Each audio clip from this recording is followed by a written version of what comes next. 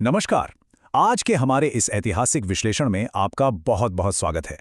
आज हम भारत के इतिहास की सबसे पहली और सच कहें तो सबसे दिलचस्प कहानी सिंधु घाटी सभ्यता की गहराई में उतरने वाले हैं। यकीन मानिए, ये सिर्फ ईंटों और पुराने खंडहरों की कहानी नहीं है। ये एक विशाल ऐतिहासिक पहेली है जिसे पूरी तरह से सुलझाना अभी भी बाकी है। हम उन सबूतों को डिकोड करेंगे जो हमें बताते हैं कि हजारों साल पहले लोग कैसे रहते थे और कैसे उन्होंने एक इतना उन्नत समाज बना लिया। तो चलिए इस पहेली के कुछ टुकड़ों को जोड़ना शुरू करते हैं। अब सबसे पहले एक बहुत बड़ा सवाल उठता है। जब हम प्राचीन मिस्र या मेसोपोटामिया की तरफ देखते हैं तो हमें वहां राजाओं के विशाल महल, भव्य मंदिर और बड़ी बड़ी सेनाओं के साफ सबूत मिलते हैं। लेकिन सिंधु घाटी सभ्यता वो पूरी तरह से अलग थी। ये एक अत्यधिक संगठित समाज था, लेकिन यहां सैन्य या धार्मिक प्रभुत्व का कोई स्पष्ट संकेत नहीं मिलता। तो सोचिए, बिना किसी तानाशाह राजा या डराने वाली सेना के इतनी बड़ी आबादी ने इतनी शांति और व्यवस्था के साथ कैसे काम किया? कमाल की बात है ना? तो इस खोए हुए समाज को डिकोड करने के लिए हम इन 5 मुख्य बातों पर गौर करेंगे। पहला, प्रमुख स्थल। दूसरा, सत्ता और प्रशासन। तीसरा, अर्थव्यवस्था और व्यापार। चौथा, समाज और संस्कृति। और अंत में 5वां, उनके पतन के रहस्य। चलिए सबसे पहले बात करते हैं प्रमुख स्थलों की, यानी इस रहस्य के मुख्य घटना स्थल की। यहीं से हमें हमारे पहले पुरातात्विक सुराग मिलने शुरू होते हैं।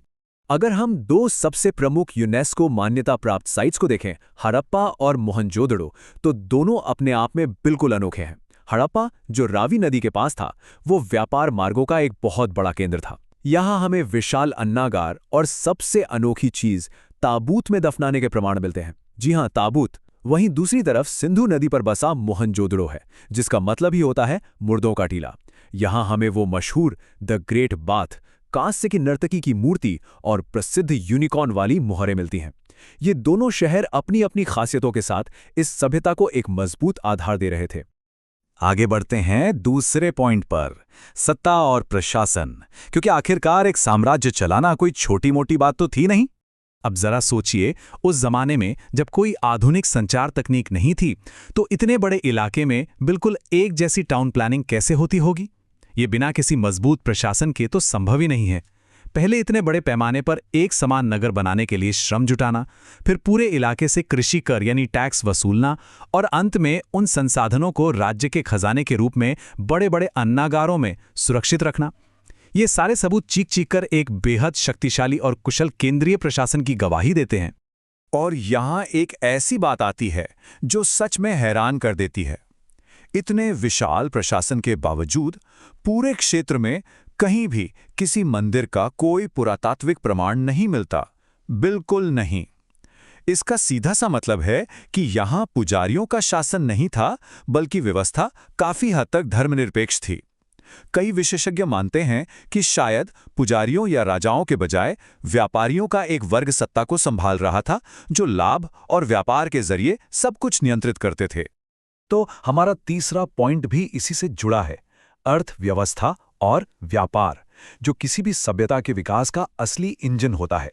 आइए समझते हैं उनकी आर्थिक नींव को। क्या आपको पता है कि सिंधु घाटी के लोग संभवतः पूरी दुनिया में सूती कपड़ा यानी कॉटन उगाने और बुनने वाले पहले लोग थे? ये वाकई हम सब के लिए गर्व करने लायक तथ्य है। मोहनजोदाड़ो में इसके सीधे सबूत मिले हैं। और उनकी कृषि तकनीक तो कमाल की थी। कालीबंगा में ऐसे खेत मिले हैं जो साबित करते हैं कि वे एक साथ 2 फसलें उगा लेते थे। लकड़ी के हल का इस्तेमाल और जानवरों को पालना, ये सब उनकी मजबूत इकोनॉमी की रीढ़ की हड्डी थे। और इनका व्यापारिक नेटवर्क तो पूछिए मत।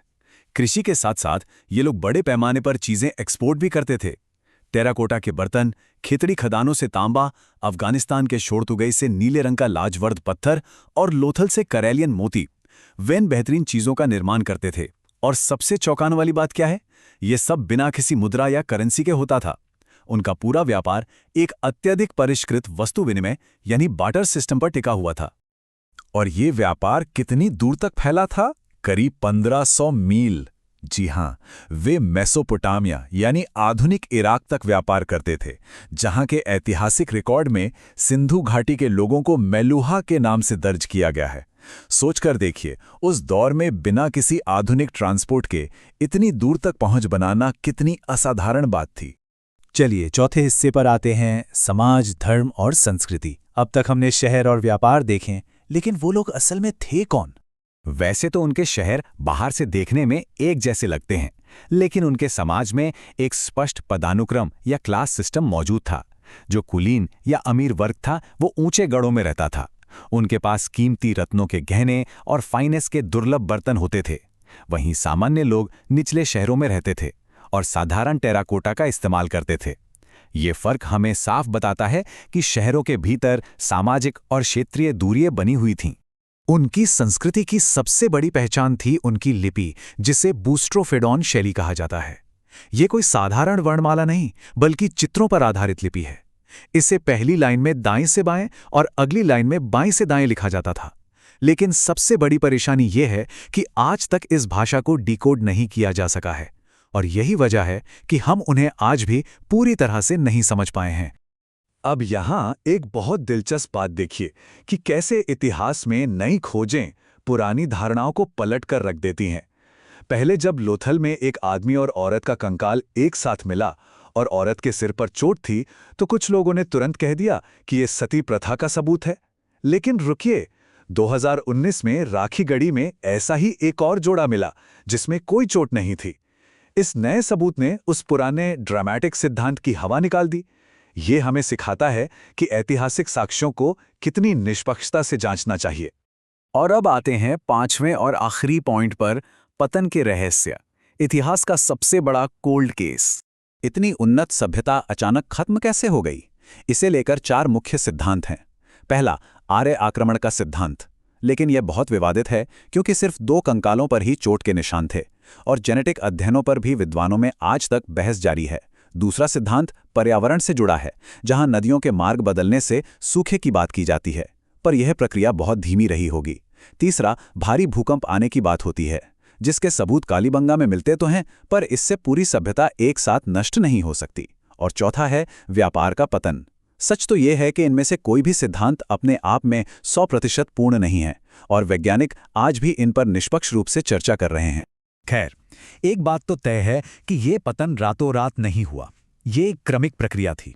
1900 ईसा पूर्व के आसपास इन शहरों की रौनक ढलने लगी, नदियां सूखने लगीं और लोग शहरों को छोड़कर ग्रामीण इलाकों में फैलने लगे।